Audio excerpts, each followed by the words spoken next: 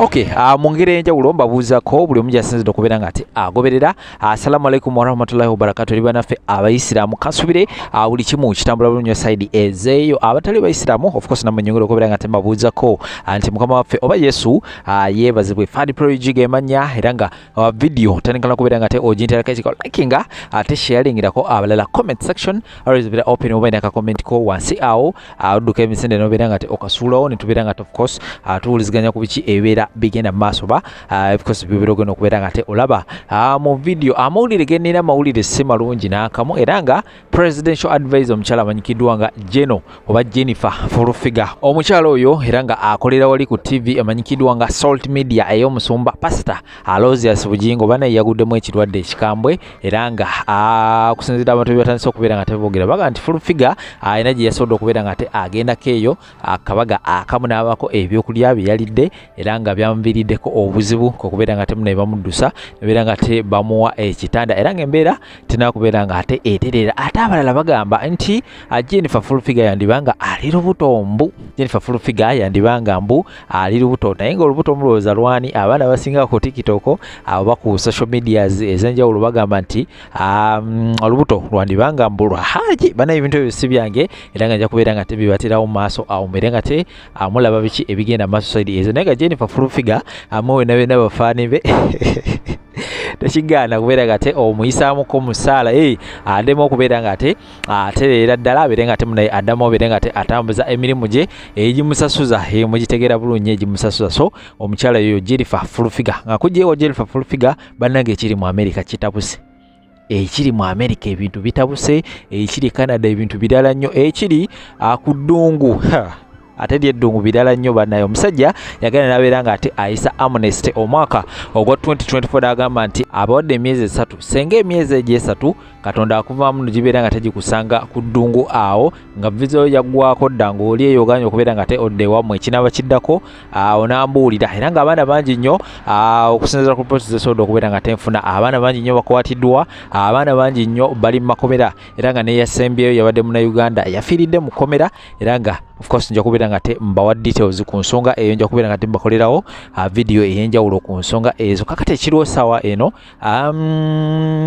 nambakoledde video ku nsonga za America era nga abantu bangi nnyo batandise okubeera nga te buli omu addayo ewaabwe. Omukulembeze Donald J. Trump yavuddeyo n'ategeeza nti abantu abasoma mu miliyoni 23 abaagala nga buli omu akutte ekkubo azzeeyo ewuwe era nga misinde gye gigenda mu maaso mu ggwanga lya America. Flavia Namulindwa ntuuse ne story ye yonna mu bujjuvu osobola okubeera nga ate owulira America entuufu butya bwefaanana gwe wena eyeepikira okubeera nga ate ogenda mu America ebeera nga ate owulirizeeko omanyi ki ekigenda mu maaso side ezeeyo oluvannyuma obeere nga ate osalawo either ogenda mu America oba obaako akasente ko byokakolamu nobeera nga ate munaye otandikawo obulamu obulala era nga abaana bonna oli wagamba nti ndi mu America ndi Canada oba ndiwa beera nga ate omuteeka musala otherwise ebintu si byangu. Olaba ekyeyo kirema Flavia Namulindwa bannaye mpuliriza story ya Flavia Namulindwa nempulira nga n'amaziga gali mu kubeera nga ate agagala kumpita mu byonna ngenda kubeera nga ate mbikuzanyira awo nawe osobola okubeera nga ate wawulirako biki ebigenda mu maaso side ezo sakono obutambi obulamu nnyo tugateko omutongole subscribinga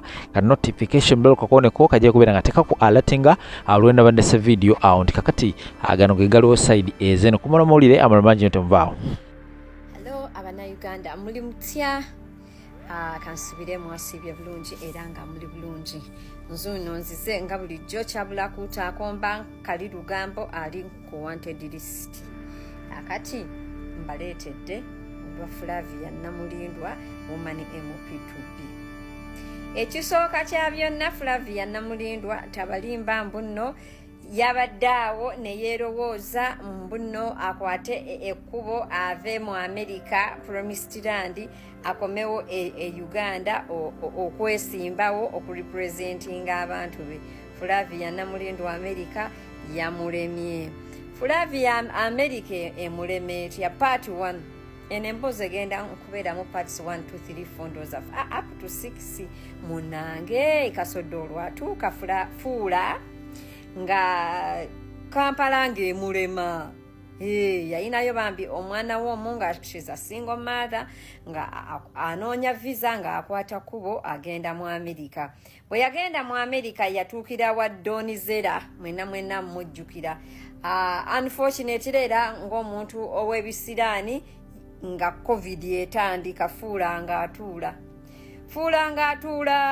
mu covid emyaka wagindaba covid twagimala mu myaka emeka 2 fuula nga atuula emyaka wagindaba 2 covid yali ngegwamuko Donizera nga akwata kubo bwe mubeera mujjukira Donizera nga akola vacation agenda e Kampala n'omwana mulenzi hamuddale nga baleka fuula e Kampala basalako internet fuula akubira Doni basazeko internet Doni nga mugamba naye fuula obukopi bwaki tosobola kwata $10 kusasula internet fuula nga mugamba ebyawa nze munnange mada sigenda kusasula internet as a matter of fact mbadde nkulinze okomewo nenda kusenguka nafunye gyendaga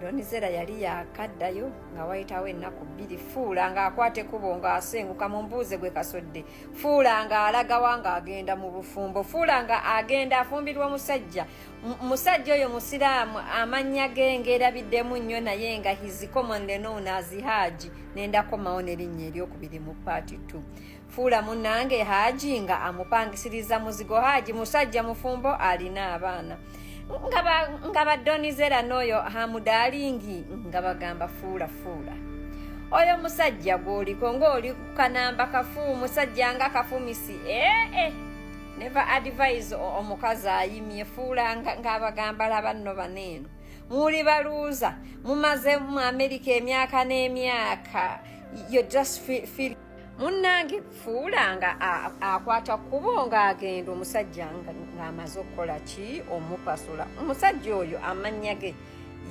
ye nabadde mbagambyeko lya Haji bamuyita Haruna Kabuye munnange nga Haji nga asooka nga pakisizaawo fuula omuzigo fuula ngaddaawo mu bufumbo Haji nga afunira fuula akalimu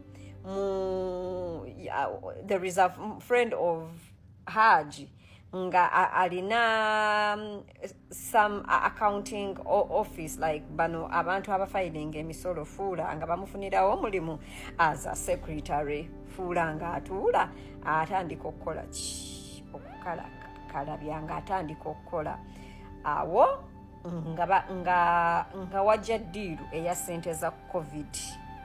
If you remember, during COVID yawo waliwo sente ze baali bawa abantu b'e Bulaaya nga eligibility ne assessment tebeera mpanvu nnyo because it was an emergency time. So a lot of people got money even when they were not meant to do what to get it. Kakati ono eyalina ka office saako omukwano gwa Haji okukola okufiringiranga abantu emisolo benefits biki nga ba applyingira abanauganda bangi nnyo sente oluusi nga n'okulimba bakola ki balimba ne bakuba sente nnyingi. Awawo Haji akute fuula amutadde mu 3-bedroom apartment amugulidde email akute kuba agenze ewa Donizera amweragiddeko manye ewaba hamuddale by the way n'emboozi omuntu eyagingambye yagambye tatya kumumanya mbu ye hamuddale eyagingambye munange ng'abeeragirako yenna nga bagamba okay good for you amangu ago Haji during that covid money nga yekubako e Kampala bwe yekube e Kampala nga bemumanya abasajja be abannauganda bannange bwenfa nga temuwa abasajja emmere ku lumbe lwange omusajja ngadde Kampala ngadda mu apartment ng'azina bitya bamada omusajja ng'azina lunch breakfast dinner badiyale fuula nga bimutuukako fuula nga anyiiga fuula amala okunyiiga Haji we yagendera okudda mu Amerika nga madamu munyiivu meanwhile Haji mufumbo mukazi wa Haji agamba wayezina onomala omusajja onoomuzza gw'otagenda kumalawo fuula yekyanga ku Haji balwana bamala okulwana Haji amutimpula ebitego ebyo amala omutimpula fuula amulopa ku police. alopa haji ku polisi bakwata haji bamusiba ndooza weeks wazindaba 2 nga bamuteekako ne restraining order afuna criminal record.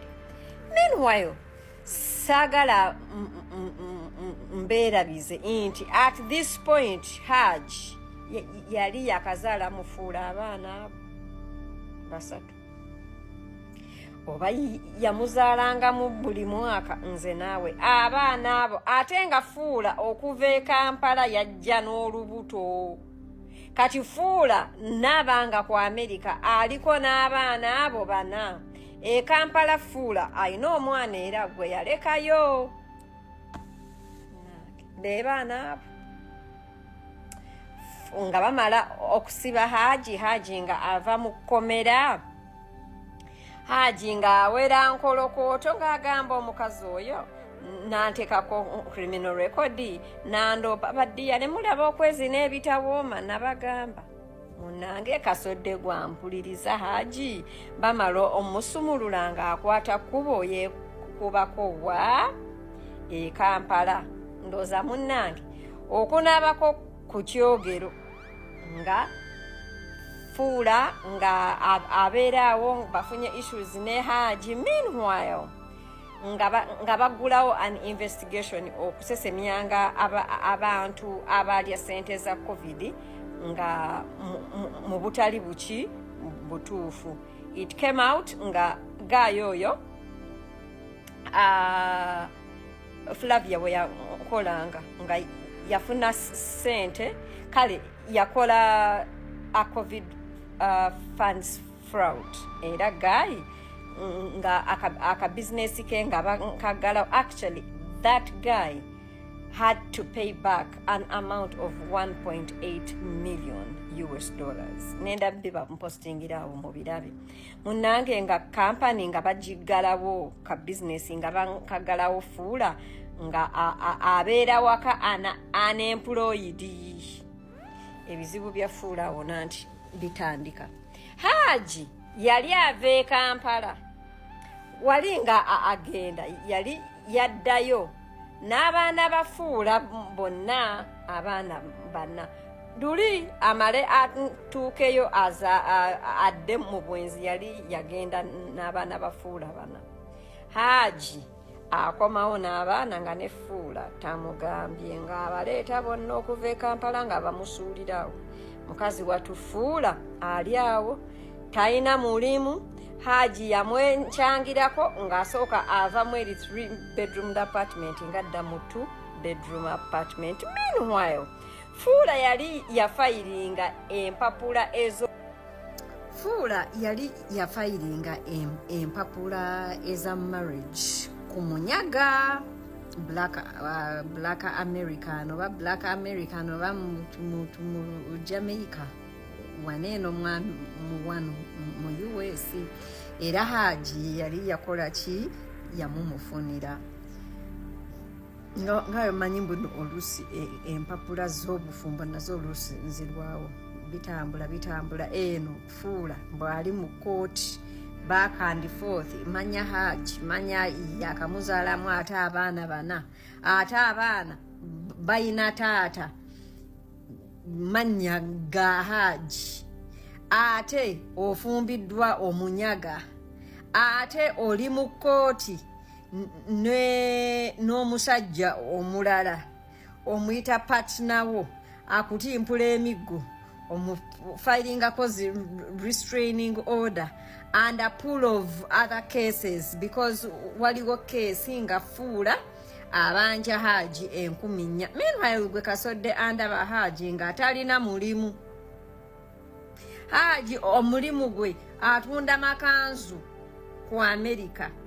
Aina akaduuka ke atunda makanzu alomba dduwa mulungi bitya anyirira mulungi musajja mulungi era ne fuula yamuzaalamu abaana balungi nga aina akaduuka ke atundira mu kanzu ez'abasiraamu alomba dduwa za kamulati eromu mu kaduuka ke nga mwe yateeka akatanda oluusi mwakeberera abalwadde naye nga abalwadde oluusi abakebera paka eri ettemangalo mu biki mu bitundu ebyekyama. Munnange ebyempapula bamaze okulaba akatogo konna konna Fuula kabaddemu nga bamumma empapula ez'obufuula. Fuula wakane mu kibira ne bimusoobera. Jjukira Fuula nga yakayingira mu Amerika yafayiringa asayiramu ku byobufuzi, kwe kumulabanga nga yeesibanga ku Bobi Wine buli kaseera, kwe kubya naye ebifaananyi kumu interviewinga ne bazimumma. Kakati that was the second time nga Fuula bamumma empapula. Ladies and gentlemen, Fuula without a job, without a man, with 4 kids. Fuula nga ali mu 2-bedroom apartment, kwe kuleeta Keizi atandika okubeera naye.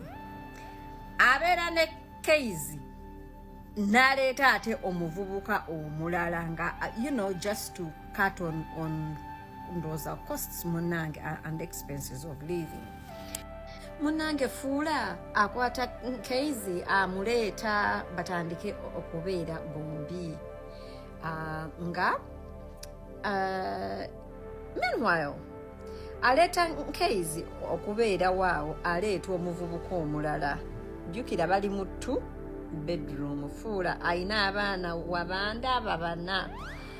Keizi musajja watu expenses zonna nga yazisasula, kyokka bamuleeteddeko oli omuvubuka omulala nga Fuula sente zajjako no omuvubuka omulala zajjako ku Keizi. At the same time Keizi bambi is being a house boy and a babysitter. Keizi munnange nga bimutama nga akwata kubo nga agenda. Ndowooza eyo ensasage ya Keizi ne Fuula nayo mwagiwulira. Fuula nga n'oli omuvubuka naye nga agenda nga bamuleka mu 2-bedroom. Fuula could not afford it. Fuula munnange nga ne 2-bedroom agivaamu nga adda mu 1-bedroom n'abaana be wabandaba. Without a job, Fuula nga abeeraawo. Fuula nga afeesinga eviction nga bamuwa eviction notice. Naye jjukira ku Bulaaya no one can evict you ng'olina abaana banna. There is wabeerawo amateeka oluusi agakola ki ku protecting as a tenant. Fuula nga agamba bannange omusajja twezina ebitawooma, relationship yiyo yakoma. Omusajja empapula byayanga ng'agamba owaayi gy'ova toyombye gy'otera okukola ki okudda. Muziri sente za COVID Fuula yali yagulayo akataka oba n'azimbamu n'akayumba. I'm not sure about that, naye nga what I know yali yagulayo akataka. Fuula ng'akwata kataka ng'akatunda nga agamba wano nawali yewa Kampala, here I come. Bulaaya egaanye ennemye yuuyo n'empapula sirina. Trump naye yuuyo bagenda kukola ki kunzizaayo nga agamba yuuyo mbadde nga wano interviewinga Presido nenda musaba kaadi agimpe mbeere woman MP. After all presenters b'oku TV bonna nali bonna baali bakola ki resigninga. Ndowooza kati programu ya Flavia ya Farida Namulindwa mugiwe Fuula. Ladies and gentlemen, byebyo nenda bapostingira ebifaananyi bya Kafumisi Harun Kafumisi wammwe, ebifaananyi bye nenda mubateerayo, nenda bateerayo ne some of the cases they were having.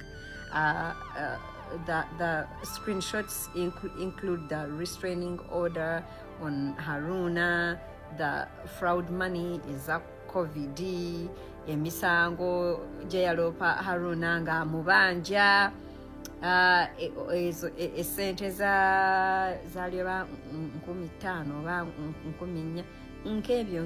Ladies and gentlemen, mubadde bawuliriza abalungi. That is it for now. Temuvaawo nenda kukomaweera n'olugambo olulala olubalagavu. Abalungi abatuwuliriza era abatulaba, olunaku olwaleero tukyaddeko ewa Sheikh Ashraf Dembe. Sebo nsanyusa okubalaba. Amannya agange nze Sheikh Ashraf Dembe. Akola ku bizibu by'enjawulo. Omuntu singa aba alina ebirwadde musomereddwa, tunywa amazzi ga lukuya nga bw'obadde ogalaba, tugenda abantu ku kyoto ne twokya emizimu emibi egibabaamu n'okulomba edduwa. Abantu singa abeera ng'ali wano atuuse sobola okumulombera edduwa, ne waba atatuuse nga mpadde amannya ge naye ng'ali wala. Neetaase enamba yange yeeno eri 0707363711. Nammwe bannyinaffe abali ebweru oyagala okuba nti oyagala okulombera ku dduwa ng'olina ebizibu, viza zibuze, amaka gakolongotana, sente zikola zimpita mu ngalo, ojja kumpeereza ekifaananyi kyo n'amannya go, ebyo byokka bijja kummala. Nja kukulombera edduwa, ojja kutereera. Olunaku olusembayo mu mwezi mba n'edduwa eyawamu ffenna n'abalwadde bange abakadde n'abapya. Salaamu alaikum warahmatullahi wabarakatuh.